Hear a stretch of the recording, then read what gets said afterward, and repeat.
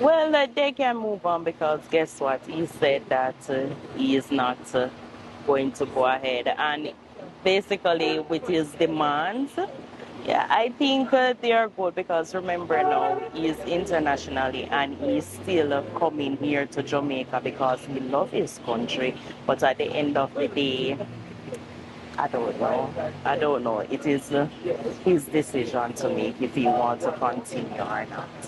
Alright, first in my honest opinion, Leon Bailey played for Jamaica, yes, and he played for a club, Aston Villa.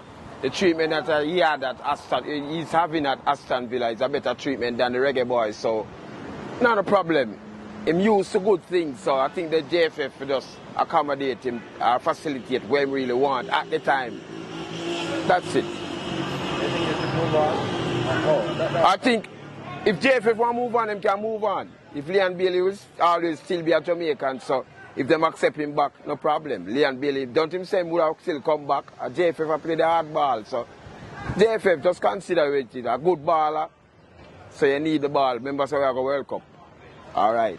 I think it's coming off some personality issues there, and I think you don't want it to impact the performance of the Reggae Boyz on the international stage. So I think the JFF need to move on.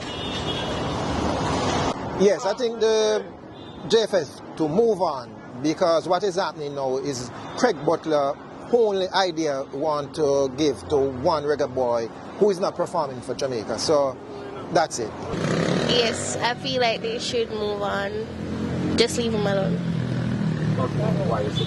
Because I feel like they're not actually going to give him what he's asking for. And I mean, if he's getting this treatment at Aston Villa, then obviously he's already feeling like a big baller.